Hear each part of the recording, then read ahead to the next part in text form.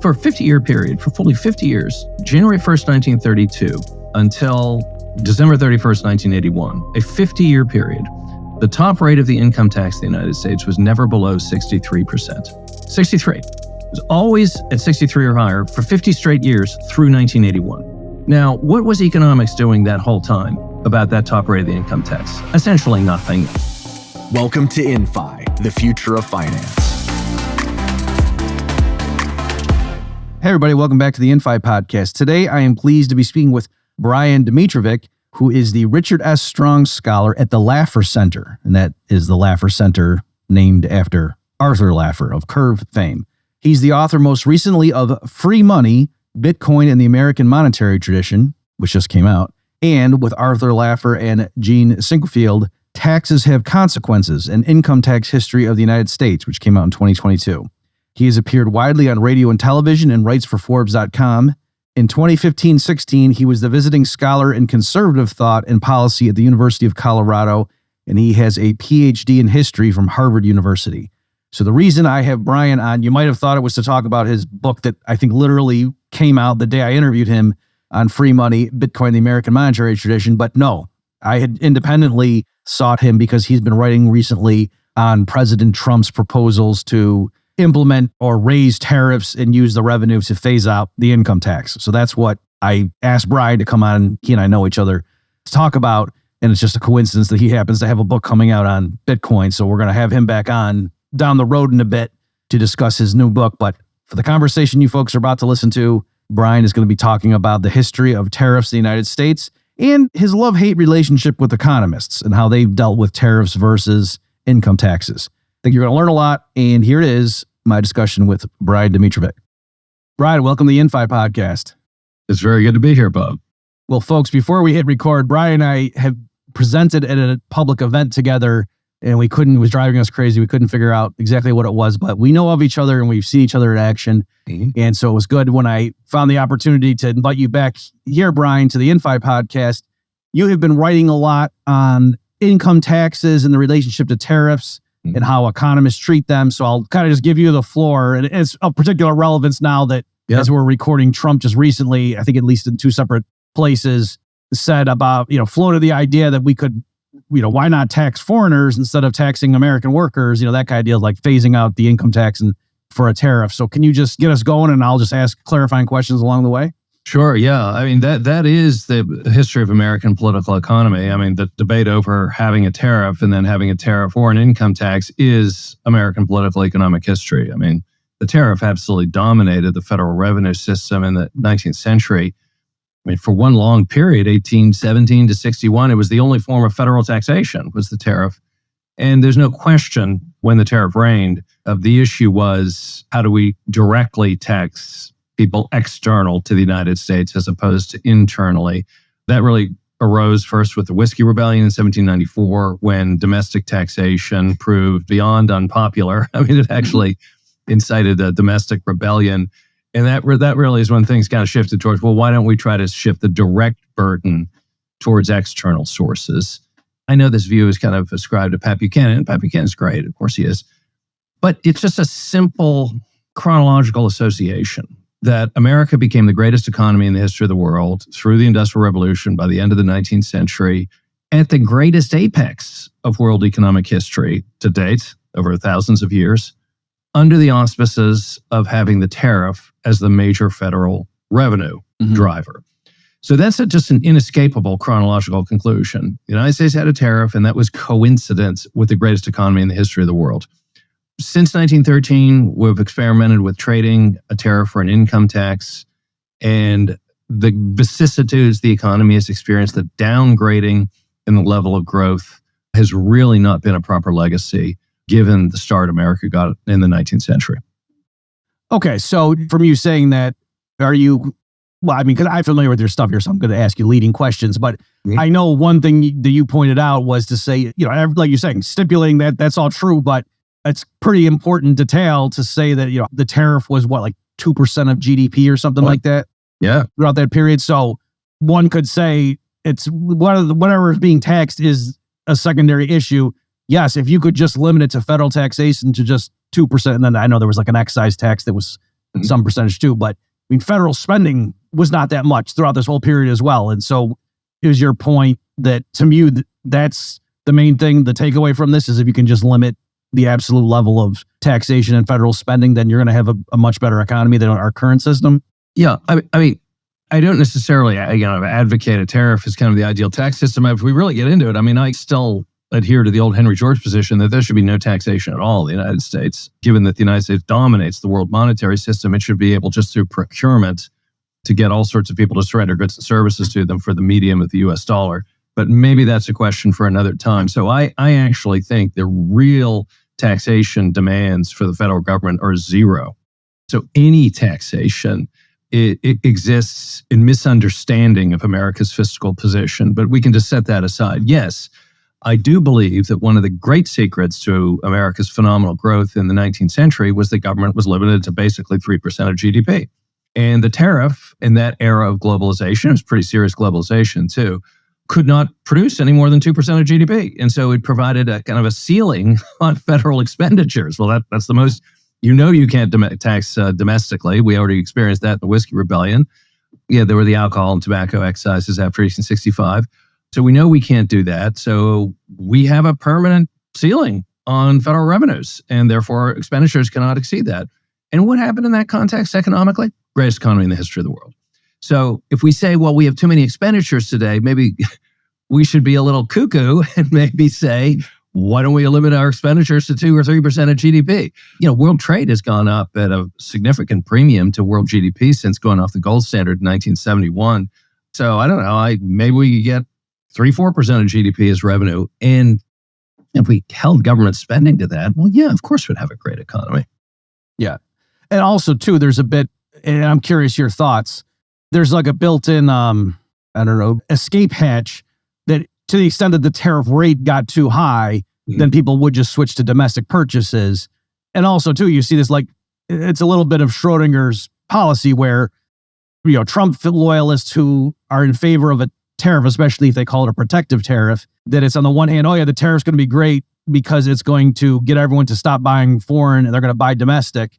And also it's great because all these revenues they're going to flow in. And it's like, well, to the extent that it satisfies one, it's not going to do so much to the other. So the point being that, yeah, there is kind of an inbuilt ceiling that ultimately if you raise the tax rate too much on the tariff to try to bring in more revenue to phase out the income tax, at some point, just the volume of imports is going to shrink so much, you're going to go past the Laffer point on that particular type of tax. Yeah, I just got talking about the economics of tariffs. I mean, I, of course, would only favor a revenue tariff, a tariff that operates according to normal principles. If you raise the rate, you raise the revenue. If you raise the rate and lose revenue, you really have to have an extraordinary justification for that kind of tariff. The idea is successfully improving American industries just holds no water in that we know even if foreigners pay the tax at the custom house, right, wages have to rise in the United States to cover that taxation. So the incidence really falls on Americans. All taxation that the United States government collects falls on Americans, no matter what, even if it's collected by tariffs. But I think there are some other issues historically involved. I've been doing a lot of work in this recently. We have an income tax because we decided the tariff had become too contentious an issue. And I think in kind of our politically correct era, we have let ourselves become less diligent in our tariff history. It is now kind of in academia completely kind of, it's almost outre. It's beyond polite conversation to suggest that the tariff had something to do with a sectional conflict in the 19th century. And, of course it has something to do with the sectional conflict in the 19th century. So we don't realize why we got rid of the tariff in favor of an income tax literally at the 50th anniversary of the Battle of Gettysburg in 1913, when there was an enormous outpouring of goodwill between North and South in the commemorations of the Civil War. And part of the spirit of that commemoration was as the Union, we are going to bury the tariff which the South hated so much. And instead, the Yankees will pick up the tab via an income tax on the very rich. And that's the switch that was made in 1913. And I think if we refuse to understand the sectional conflict in its tariff terms, we won't understand why we have an income tax today. And that we have an income tax today is at the absolute forefront of our problematic today globally and in the 21st century in terms of economic growth. So I think we kind of have to get more real about our tariff history in order to get to the bottom of where we are politically, economically today. Now, I did a little bit of research on the introduction of the federal income tax. But so am I right that they had it during the Civil War and then they went away and then it was like unconstitutional? They had to pass a constitutional amendment and so forth in 1913 to get it in. Because I used to do work for the Institute for Energy Research and people were urging the introduction of a carbon tax. Yeah. And they were going to do a tax swap. And I remember I did some history. So this is a bit fuzzy. And so, Brian, I know you've been looking at this stuff and correct me if I say something that's false here, obviously. But that my recollection was, because I was warning people, don't fall for this, we're going to bring in a carbon tax and we'll phase out the income tax. I was concerned. Yeah. And I said, well, it's ironic you say that because when the income tax was brought in, it was sold as, oh yeah, we're going to get rid of this tariff, which falls on the poor. And then we're going to have this income tax where we can target it and it'll just be a modest surcharge on the super rich. And then we'll get rid of this broad-based tariff that hits the poor people. And then, one funny thing, I think I'm looking, so the top, there was like a regular rate and a surtax. And so the total top rate in 1913 was 7%. Mm-hmm. And then by 1917, it was up to 67%, because U.S. entering into World War I. So that the promises of, this will just be a modest tax on the ultra wealthy was out the window. Yeah. And of course, famously, people remember the Smoot-Hawley tariff in the early 1930s. So it wasn't like, at least they got rid of the one and brought in the other. No, you had both of them. So that was my warning. So anyway, I just said a bunch of stuff there, but you want to comment a little bit on this history of, phasing one out and then, don't worry, we'll bring in a new tax and get rid of the other one. Yeah, that's exactly what happened. So from 1789, first tariff law, first Congress, through 1913, the revenue load of the federal government, at least the tax load, they had land sales and all that, but the tax load came from the tariff. At the latter portion of that period, maybe 30% came from alcohol and tobacco excises, but the tariff carried the revenue load, so the government was no more than 3% of GDP. Economy became great. Yeah, there are lots of discontent about the tariff, of course, working class and so forth, and the great era of industrialization, but it also had been a big issue in the South. I mean, the South hated the tariff from the 1820s on, tariff abominations through the Civil War. So there were lots of constituencies that hated the tariff. Okay, people hate taxation. Of course they do. So there was this weird grand compromise whereby with the Underwood tariff of 1913, the tariff would be reduced dramatically by about 40% with the expectation that more would come, but 40% is a serious reduction in exchange for an income tax on high incomes, and that had just been made constitutional by the 16th Amendment in early 1913. In fact, I like to refer to the 16th Amendment of 1913, authorizing the income tax, as the last of the Civil War amendments. So the famous Civil War amendments are 13, 14, 15, right after the conclusion of the war. And they were, to bind up the nation's wounds, so forth, or for the Union to declare its victory. And I guess they did. I mean, the emancipation and then the conferral of civil rights and voting. So that was the Union declaring its priorities as the victor. And then I see the 16th Amendment is in the spirit of Lincoln, binding up the nation's wounds, saying, okay, the South, you've always hated the tariff. Now we're going to make a gesture and really reduce the tariff and have the Yankees. The states that pay the income tax to begin with was just all New York and Pennsylvania in the first, kind of 15 years, 16 years of the income tax, because that's where all the money was, and it only taxed very high income. So it was a kind of a sectional tax on the North, while the form of tax that the South hated was lowered. So it was this kind of grand compromise, and I think it was simply terrible because now you add an income tax, and the only thing it can do is metastasize, and that is, of course, what it did. And then when it got big, it convinced the federal government that it can have a protective tariff because now we don't need the revenue from the tariff anymore, given that we have this rich guy engine income tax. And then you have a Smoot-Hawley tariff in 1930 that's more protective than any tariff in American history. So therefore, we had the Great Depression. Okay, so lots of unpack. Let me just make sure we're not losing people. So for folks at home, big picture, the reason the tariff was a sectional thing, and it was, these broad brushstrokes, of course, but was considered pro-North, which was industrialized, and anti-South, or in terms of the burden, because the idea was the North was industrialized, they were making manufactured goods, and so the tariff, if it's quote protecting or shielding U.S. manufacturers from competition from more established, European and British imports, then that helps Northern manufacturers. But then the thing a lot of naive thinking on tariffs doesn't get is if you're limiting foreign imports, then that means foreigners have fewer dollars with which to buy U.S. exports. And so the American South, with a bunch of agricultural output that normally they would export, to the extent that there's a U.S. tariff that limits the ability of foreigners to sell into the United States, it likewise limits the ability of foreigners to buy from the United States. And so the tariff, again, brushing with broad strokes here, helps the northern manufacturers and hurts the southern agrarian interest. And so that's partly with the sectional. So that's what Brian's getting at with, if we reduce the tariff and increase the income tax, and where's most of the income located, it's going to be in the north when the thing is first brought in. And then the term protective, again, just to make sure we're not losing anyone, Brian. A protective tariff means the point of it is not to raise revenue, but to protect U.S. industry from, cheap foreign competition or more advanced. So that's the idea. Can you just speak a little bit? So you just said something there that might have surprised some people, saying that it was tax policy that gave us the Great Depression. I know I first read that Jude Winniski, he had a neat thing about the fortunes of that bill as it was being debated, and he thought that triggered the 29 stock market crash. Yeah. Which might sound impossible. Like, how could a thing in 1930 cause a 29 stock market? So there's that. Mm-hmm. But even among the right, the accepted wisdom is, well, no, didn't Milton Friedman teach us that it was the Fed that caused the Great Contraction? So what does tax policy have to do with it? Mm-hmm. Yeah. So, here, I'm going to disturb my computer because it's holding up my computer. So our new book, over 2 years ago, Taxes Have Consequences, that Art Laffer, I, and Jeannie Sinkfield wrote, goes over all this argument. Now, in the supply side tradition, when Jude Winniski, a founding member of the supply side tradition, I worked with Arthur Laffer and worked with Bob Mundell, all the great supply siders.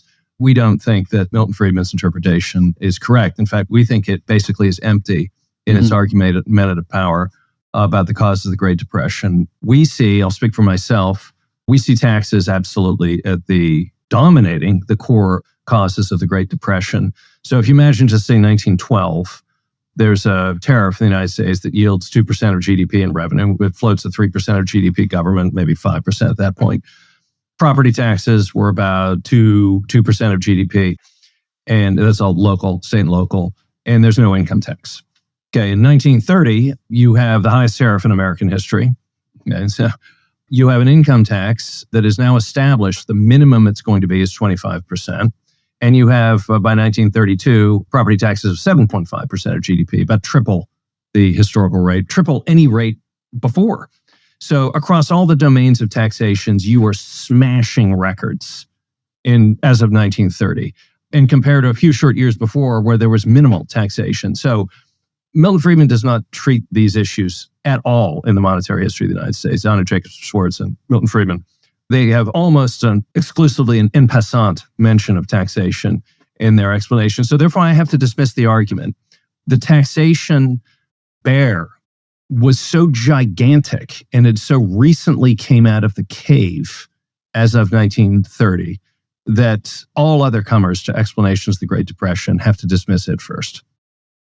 Yeah, I don't know if maybe you said it, I missed it, but the other thing too, because you were saying as of 1930, but then in terms of, maybe I guess you're explaining like the onset of the Great Contraction. Yeah. But then also Herbert Hoover, amazingly, so I'm just again looking at my nifty chart here. Yeah. So again, as of 1931, the top rate was 25% income tax. Yeah. And then a year later, they jacked up to 63%. Yeah. Yeah. And so you think, look, as the U.S. is slipping into the Great Depression, probably raising the top marginal tax rate from 25 to 63%, not a good idea. And let me tell you what, and what I even argue that Hoover's first mistake, that, the markets are much smarter than any individual. Hoover's first catastrophic mistake was not cutting taxes in 1929. So Andrew Mellon, as Treasury Secretary, had engineered a series of marginal income tax rate cuts, taking the top rate from 73 down to 25%. In the 1920s. Every single year of the 1920s, the United States ran a budget surplus. Mm-hmm. And this is what's the biggest debt service obligations in history because of the World War I debt. Every single year, as those radical tax rate cuts took place, there was a budget surplus. And then Herbert Hoover said in 1929, Mellon won another one, no, we're going to have a tax rebate at the top of 1%. We're not going to have tax rate cuts anymore. So Herbert Hoover, December 1929, telegraphed to the markets, the absolute floor of high income taxation is 25%. It will only be that or higher. 17 years before, there had not been an income tax at all. The rate was zero. And Herbert Hoover's announcing now it's 25% or higher. Well, maybe all in 2 years it is higher, 63%. So the global investment community perceives this, of course, and just said, okay, we're now withdrawing investment. That's the essence of unemployment. Milton Friedman and Schwartz didn't deal with this at all, and it's the cause of the Great Depression. Yeah. And the other thing, too, with the Friedman Schwartz. So, Brian, I have a book for the Politically Incorrect Guide series on the Great Depression. Oh, thank you. And so, I'm coming from the Austrian view, which is very sympathetic to the supply siders. And our hobby horse is more central banking and whatnot. Mm-hmm. But I also disagree with Friedman and Schwartz's analysis. And some of the things I brought up was to show, in other words, like what they were talking about in a vacuum. Yeah, like, geez, the money stocks shrank by a third from 29 to 33 or whatever it was in terms of like M2 or something. And yeah, if that's all you knew, you'd say, well, that what I was showing, like in the 1920 to 21 depression, you had similar things. Like there, the Fed was jacking up rates to unprecedented highs, whereas in the 30s, the Fed was lowering, rates. And then also, too, I think just in terms of the fall of CPI from 20 to 21, that 12 months drop was bigger than any 12-month period in the 30s. Mm-hmm. So if we're just trying to explain why is it that the 1930s turned into a decade of the worst economy in history for the U.S., the stuff associated with the Milton Friedman-esque approach, you can find that stuff earlier too. And it's obviously not because there was no New Deal, there wasn't an SEC or FDIC. Well, there wasn't for any of the prior panics or depressions with small d either. So that's like blaming a plane crash on gravity or something. Yeah. No, there's got to be something more specific. And I like how you're saying, clearly the tax policy, that is something that was unique. Like what was it? Why was this downturn so much different from previous ones? Mm-hmm. Well, in previous ones, nobody was jacking up the tax rate, income tax rate to 63% a couple of years into it. They had a huge tax cut in 1922. So of course the recession ended. Tax rates in the top rate. So as far as the Smoot-Hawley, I alluded to it, but do you remember? I don't want to put you on the spot, but I remember Winniski going through and showing, like, as that was being debated, you could see the stock market movements in 29 or something like that. Does that are you able to speak to that? Absolutely, yeah. So Jude Winniski wrote his book, The Way the World Works, published in 1978. The book that gave us the term, the Laffer curve, and it introduced the Laffer curve, tax rates against tax revenues, to the public.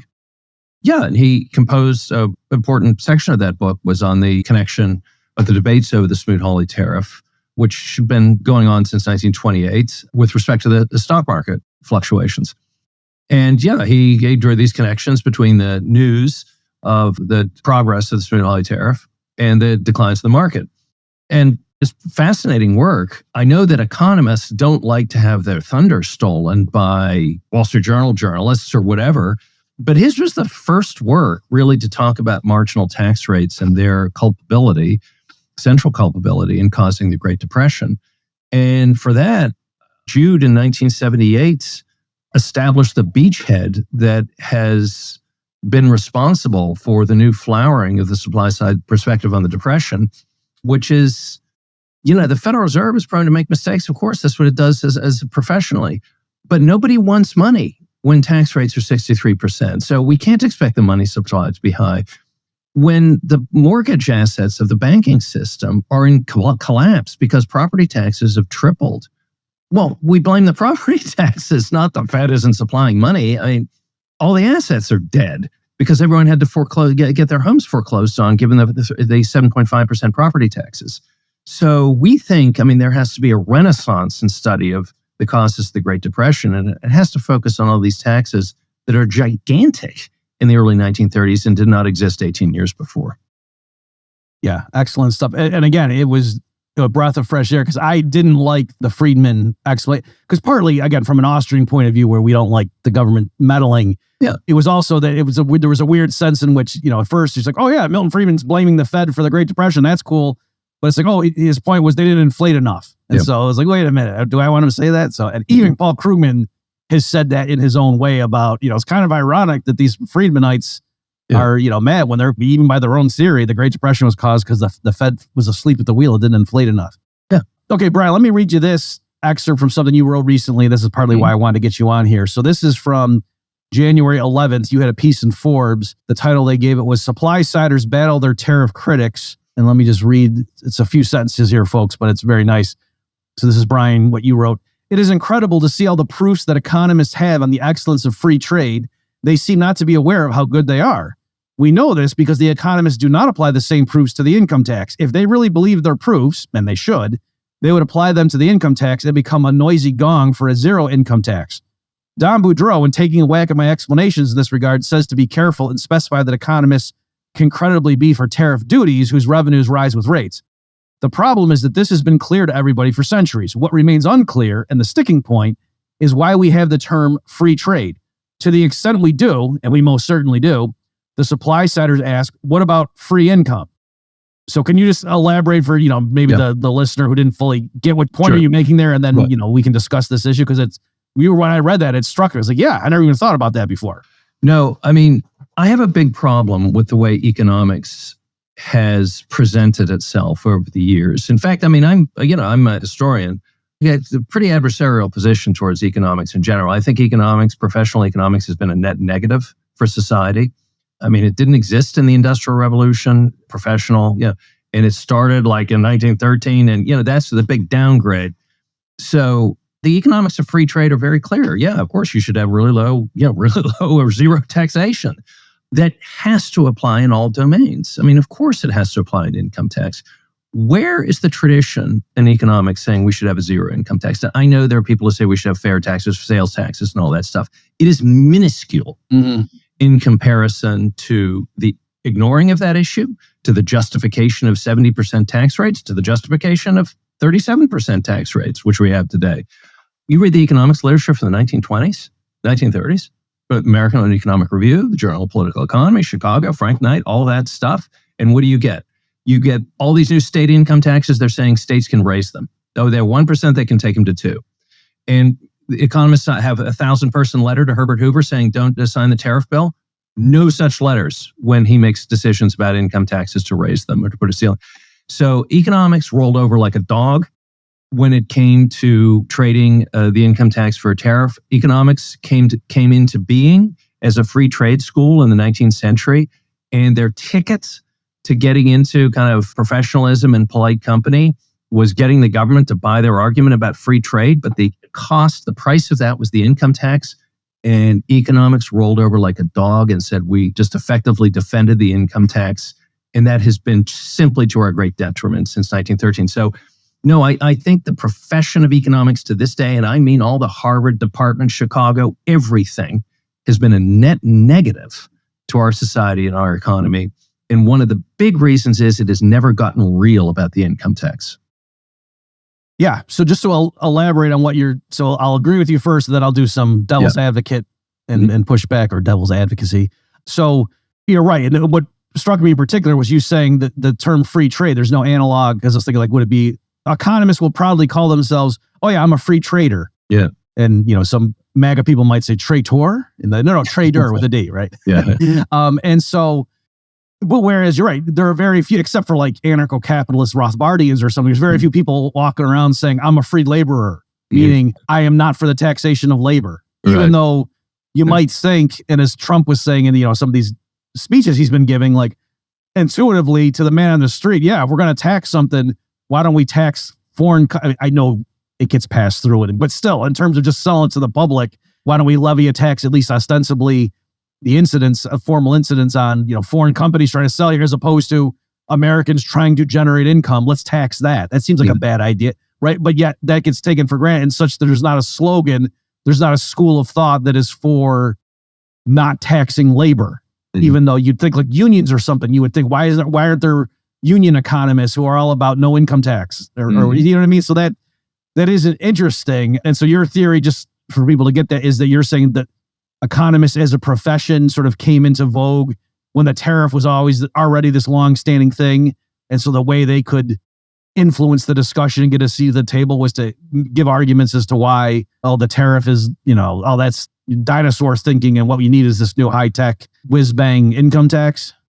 It gave us the Great Depression. Thanks, economics. Yeah.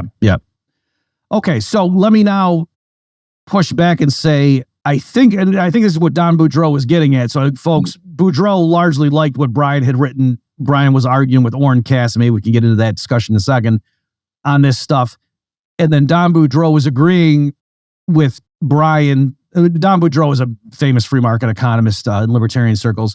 And he was like, yeah, you're right. We economists are generally free traders.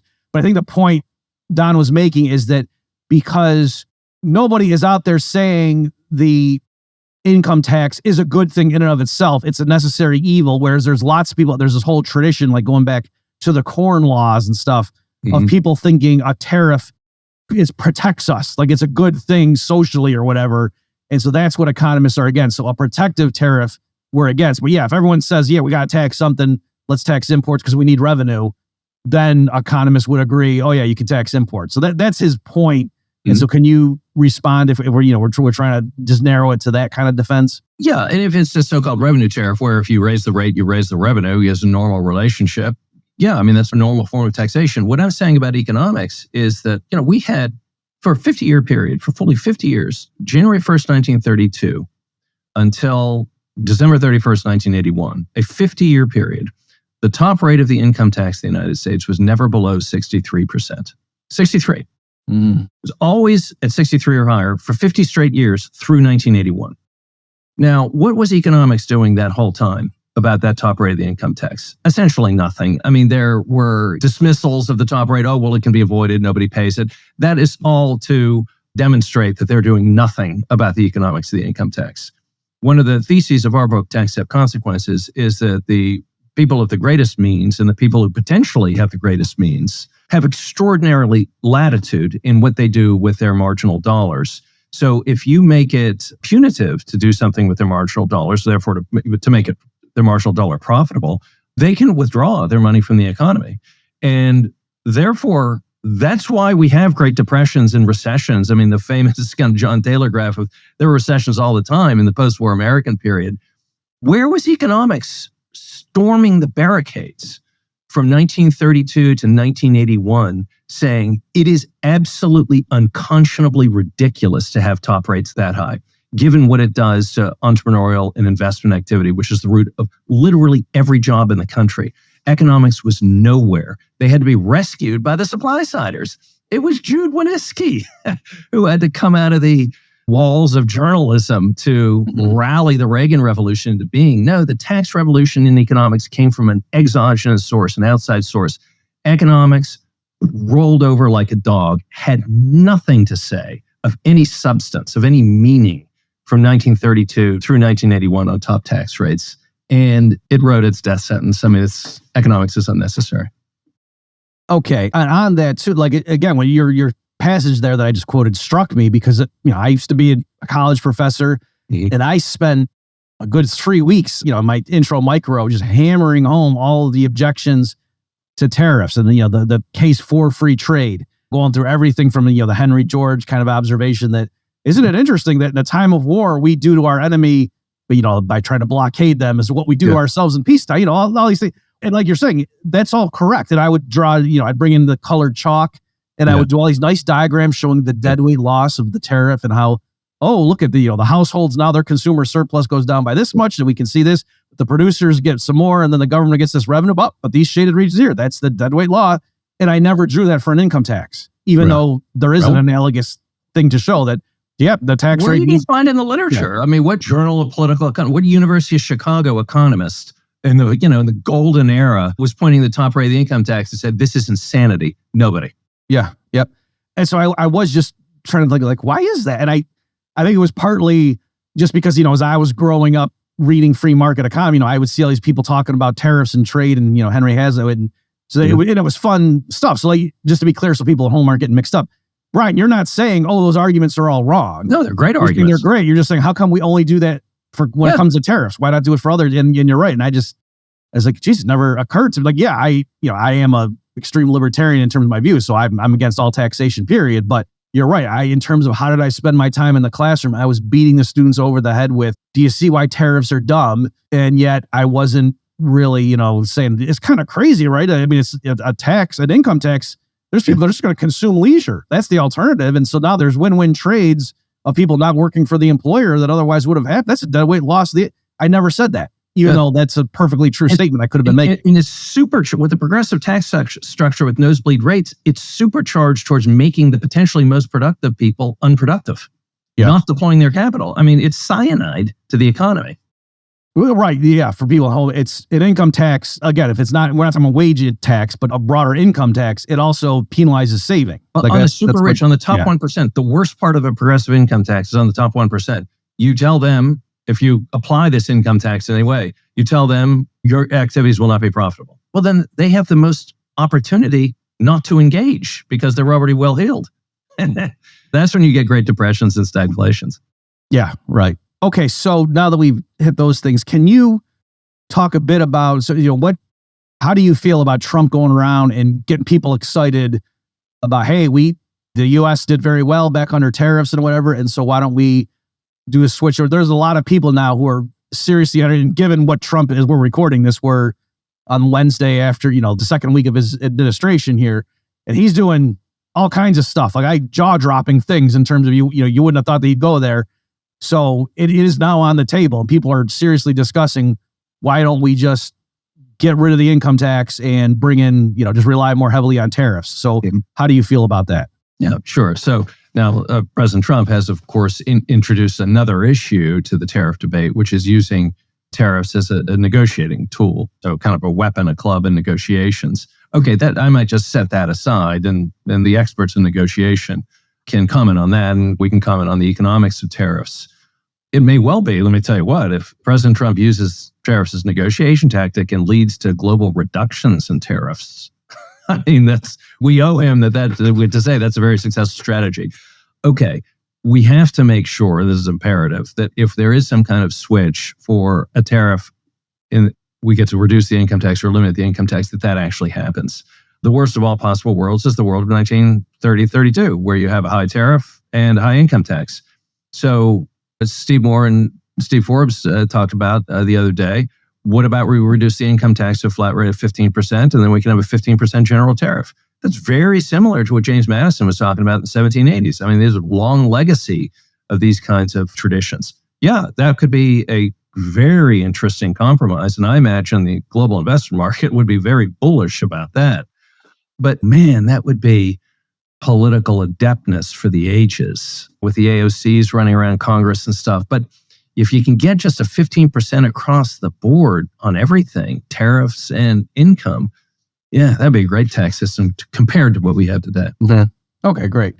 So last open-ended question I'll give you here. Can you alluded a few times in the supply side revolution, you held that book up. Can you just explain for the folks at home, in case no one's ever spelled that out to them, like what does that term mean? Like what is it? Is it are there demand siders? And what is the supply side revolution, and how it seems pretty obvious, you lower tax rates. How could it possibly be that economists who are all about incentives didn't think lowering top income tax rates would do anything? And then also maybe they might have heard, didn't they try that in the 80s and they gave tax giveaways to the rich and then the deficit exploded? So didn't it not work? Yeah, sure.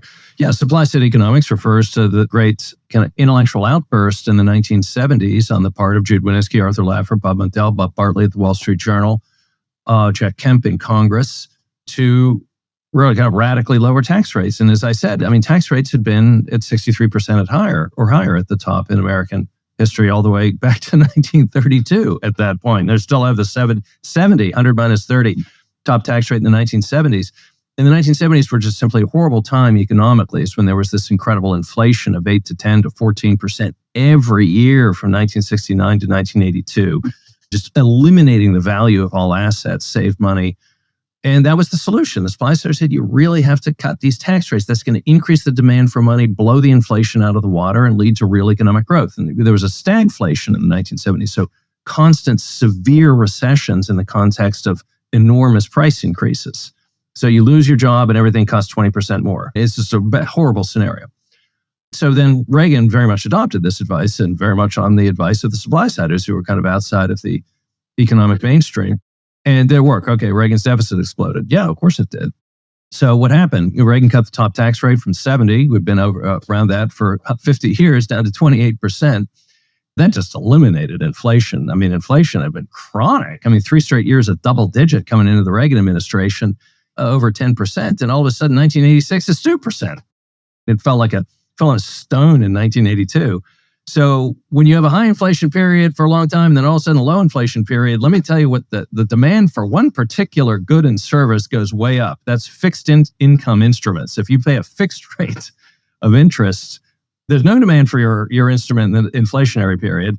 There's an enormous demand when that inflation evaporates. So the idea that the federal deficit exploded in the 80s is, of course, because the global demand for fixed rate instruments absolutely went nuts once Reagan defeated inflation. And so what's he going to do? Not supply it? I mean, everybody wanted to buy treasuries. That's why they went up in price so much in the 80s. So the deficit was just a symptom of the global hunger for a normal financial asset portfolio. Geez, we had to go through the whole 1970s not buying bonds because there was a 14% inflation. You can't buy bonds in that era. And then he took it to 2%. Now we can have normal portfolio allocation. So they bought bonds. So to even point to the Reagan deficit is to point to nothing but a solution to a problem. And then what happened by the late 1990s? Clinton blew it out of the water by adopting Reagan tax policy, and there was chronic surpluses.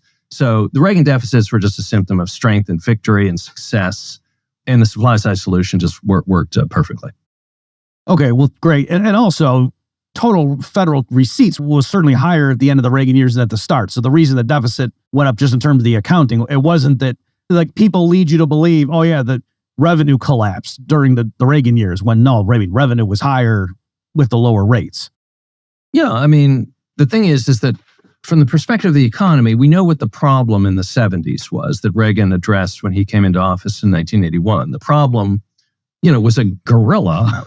The problem was a chronic dozen-year stagflation in which there were constant recessions, doubling of the unemployed. 1975 unemployment was double, 8 million, it had been 4 million in 1969. There was a 10% to 14% inflation every year. I mean, forget about owning any asset. Stocks went down 75% in real terms in 15 years. Went down 75%. So you can't save money. You're getting thrown out of a job all the time. Venture capital didn't exist as an industry before they cut the capital gains rate in 1978. It had withdrawn because this is crazy. We can't pay 50% capital gains rate on nominal income when there's a 10% inflation every year. This is the problem. The problem has nothing to do with government receipts, any of that stuff. That's not the issue. The issue Reagan faced was stagflation. He cut tax rates, and there are two components to stagflation, stagflation. He killed both. Huge growth, 4.5% per year, gone with inflation, done. What's the federal receipts picture? Doesn't matter. Okay, very good. So for people who want to know more, can you just tell us a bit about what the Laffer Center is? Yeah, sure. So I work with Arthur Laffer, the famous father of supply side economics and longtime advisor to Ronald Reagan, dating from 1975. So here in Nashville, Tennessee, and we maintain a supply side revolution in the current day. And I'm a historian, so I do a lot of historical work. And yeah, we're still carrying the supply side torch well into the 2020s. Okay, well, Brian, thanks so much for taking time to be with us and explaining your insights and giving folks some background information. Thank you, everybody, for tuning in. We'll see you next time.